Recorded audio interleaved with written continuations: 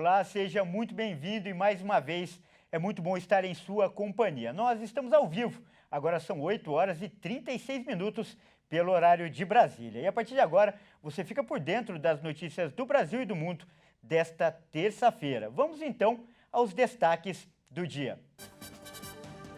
Diesel fica mais barato nas refinarias a partir de hoje. Presidente Bolsonaro faz discurso na abertura da Assembleia Geral da ONU. México tem terremoto e alerta de tsunami. Tudo isso a partir de agora. E olha só, começa a valer hoje a nova redução do preço do diesel vendido às distribuidoras. O valor nas bombas deve ficar em média 27 centavos mais barato. Com a redução de 5,8% que começa a valer nesta terça-feira, o preço médio da venda do diesel da Petrobras para as distribuidoras vai passar de R$ 5,19 para R$ 4,89 por litro, uma redução de 30 centavos por litro. A última redução havia sido em 12 de agosto, quando o preço do litro caiu de R$ 5,41 para R$ 5,19. Já o pico do preço foi atingido em junho, quando o litro chegou a custar R$ 5,61. Com essa, já são 3 reduções desde junho. Apesar disso, no ano, o diesel ainda acumula alta de 46%. Segundo a estatal, considerando a mistura obrigatória de 90% de diesel e 10% de biodiesel para a composição do diesel comercializado nos postos, a parcela da Petrobras no preço ao consumidor deve passar de R$ 4,67 em média para R$ 4,40 a cada litro vendido na bomba. E ainda falando de economia, o Copom do Banco Central faz sua 6ª reunião do ano hoje e amanhã. E ela vai definir a taxa Selic, os juros básicos da economia brasileira. As expectativas dos analistas do mercado financeiro se dividem entre a manutenção da taxa em 13,75% ao ano ou uma nova alta. Isso para 14% ao ano. A decisão do comitê deve ser divulgada amanhã. E olha só, a terceira semana de setembro tem projeções positivas para a economia brasileira. As altas aparecem, por exemplo, nos dados do PIB e também da balança comercial. O Boletim Focus, divulgado pelo Banco Central, mostrou que o mercado financeiro continuou a melhorar as estimativas de crescimento do Produto Interno Bruto, que é a soma de todos os bens e serviços produzidos no país. No ano, o PIB saltou para 2,65%. O monitor do PIB, apurado pela Fundação Getúlio Vargas, indicou um crescimento da atividade econômica em julho, de 0,6% em relação ao mês anterior. Na comparação com julho de 2021, a economia evoluiu 3,1%. E no trimestre móvel, encerrado em julho, a expansão foi de 3,3%. Em termos monetários, a estimativa é que o acumulado do PIB até julho de 2022 tenha alcançado em valores correntes quase 5 trilhões e meio de reais. O desempenho positivo da indústria e do setor de serviços puxaram os dados. Já a balança comercial brasileira registrou superávit de 1,732 bilhões de dólares na terceira semana de setembro de 2022. O valor alcançado com exportações foi maior que com importações. Em setembro, o resultado comercial acumulou saldo positivo. A média diária das exportações nesse período registrou aumento de 34%, com alta na agropecuária, na indústria da transformação e na indústria extrativa. No ano, o saldo é positivo, em mais de 47 bilhões e meio de dólares. E eu falo de eleições agora e com uma informação de utilidade pública. Os cidadãos que perderam o título de eleitor têm até o próximo dia 22 para solicitar a segunda via do documento no cartório eleitoral onde tiverem cadastro. Neste ano, os eleitores que estiverem em situação regular na Justiça Eleitoral poderão imprimir o título por meio do autoatendimento no site do Tribunal Superior Eleitoral, sem precisar comparecer a um cartório eleitoral. Para isso, basta preencher o campo Imprimir o título eleitoral. O título de eleitor não é o único documento que possibilita a participação nas eleições. Qualquer documento oficial com foto pode ser usado para identificar o eleitor que estiver apto a votar. De acordo com o TSE, no momento da votação serão aceitos os documentos de identidade, a carteira de motorista com foto, o certificado de reservista, a carteira de trabalho, o passaporte ou a identidade funcional emitida por órgão de classe. A Justiça Eleitoral ressalta que esses documentos poderão ser usados mesmo que a data de validade esteja vencida. E vamos agora aos números da pandemia no Brasil. Os dados são do Ministério da Saúde. O Brasil confirmou mais 52 mortes por Covid-19 em 24 horas. Desde o início da pandemia, já são 685.428 vítimas da doença. Em um dia, foram registrados 4.980 novos casos de Covid-19. Ao todo, já são 34.592.027 diagnósticos confirmados.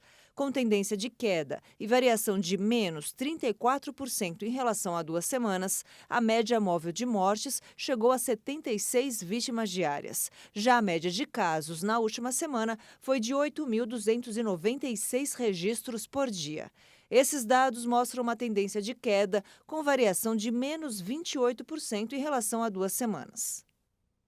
E de acordo com o Ministério da Saúde, o estado do Mato Grosso do Sul não atualizou o número de mortes. E olha só que interessante essa notícia. Pesquisadores chineses criaram uma máscara que permite detectar o vírus da Covid ou então da gripe no ar. E em apenas 10 minutos, um dispositivo consegue indicar a presença desses vírus e enviar um alerta para um smartphone.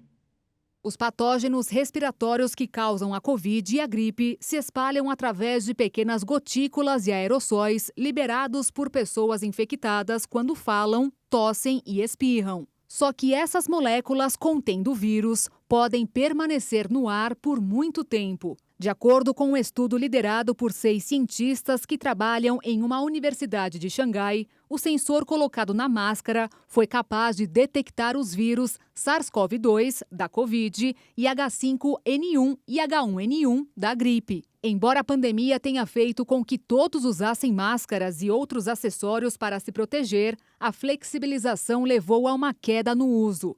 Ainda assim, é possível encontrar pessoas ao redor do mundo se protegendo. Este novo dispositivo, ainda sem estimativa de custo, que é montado fora da máscara com uma bateria de lítio recarregável, foi testado pulverizando patógenos nele em um ambiente interno, simulando um cenário provável em que alguém está falando ou tossindo. Os sensores responderam ao líquido, que era cerca de 70 a 560 vezes em menor quantidade do que a produzida em um espirro, enviando alertas para dispositivos como um telefone. Os pesquisadores disseram que o dispositivo foi melhor usado em espaços fechados, onde o risco de infecção é alto, e estão trabalhando para diminuir os tempos de detecção e a sensibilidade do sensor. E a seguir, presidente Bolsonaro faz discurso na abertura da Assembleia Geral da ONU.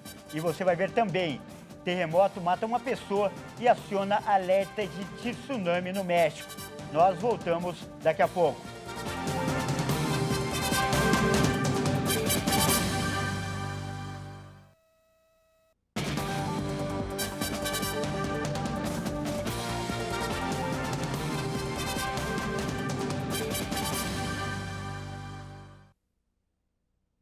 Olá, mais uma vez, seja muito bem-vindo. Nós estamos ao vivo, são 8 horas e 52 minutos pelo horário de Brasília e a gente volta com mais informações do Brasil e do mundo para você.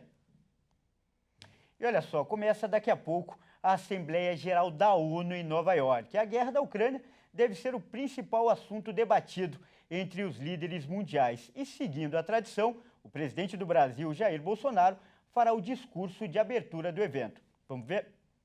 O presidente chegou ontem à noite em Nova York e deve ficar apenas 24 horas nos Estados Unidos. Jair Bolsonaro faz o discurso na abertura oficial da Assembleia Geral da ONU em Nova York.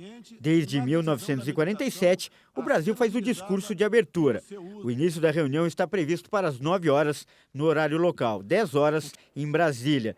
Será a primeira vez que a reunião dos líderes mundiais acontece totalmente presencial desde o início da pandemia. A previsão é de que 130 chefes de Estado estejam presentes. A guerra da Ucrânia é o tema dominante, já que também é a primeira vez que a Assembleia acontece desde o início do conflito. A crise energética europeia, o aumento do custo de vida, a insegurança alimentar no mundo, o combate à pandemia e o clima também devem ser outros pontos fortes. E ainda falando de notícias internacionais, com o último dia de homenagens e o enterro da Rainha Elizabeth II, mais um capítulo da história britânica foi encerrado. Vamos conferir. O corpo da rainha, que morreu após 70 anos de reinado, foi enterrado ao lado de seus pais, de sua irmã e do marido, no castelo de Windsor. A cerimônia foi reservada aos parentes mais próximos e concluiu 11 dias de homenagens fúnebres. Cerca de 800 convidados, incluindo funcionários da soberana, participaram do último serviço público. Durante a cerimônia, o mais alto funcionário da família real quebrou sua vara de comando e colocou no caixão, marcando o fim do reinado de Elizabeth II. A monarca morreu em 8 de setembro, aos 96 anos, enquanto passava o verão em sua residência escocesa. Sua saúde vinha piorando há um ano. Mesmo assim, sua morte chocou o país e o mundo. O Reino Unido a homenageou com 10 dias de luto nacional e cortejos, que contaram com a presença de diversos chefes de Estado. Um terremoto de 7,7 graus foi registrado na região central do México. De acordo com autoridades, pelo menos uma pessoa morreu. O tremor ocorreu na mesma data em que o país lembrava outros 2 potentes terremotos que deixaram milhares de mortos em 1985 e 2017. Menos de uma hora após a realização de uma simulação de terremoto como parte da lembrança dos eventos de 85 e 2017, um forte tremor causou pânico em várias partes da capital e outras cidades do centro do país. O presidente mexicano Andrés Manuel López Obrador informou que uma pessoa morreu devido à queda de um muro em um centro comercial em Manzanillo, no estado de Colima. O Centro Sismológico Nacional detalhou que o fenômeno ocorreu às 13 horas e 5 minutos pelo horário local, com profundidade de 15 quilômetros, e seu epicentro 59 quilômetros ao sul de Cualcomán, no estado de Michoacán, na costa do Pacífico. O Centro de Alerta de Tsunamis do México previu variações anômalas do nível do mar, de até 82 centímetros na região do epicentro. Na capital do México, alguns setores da cidade sofreram cortes de energia que afetaram uma linha de metrô.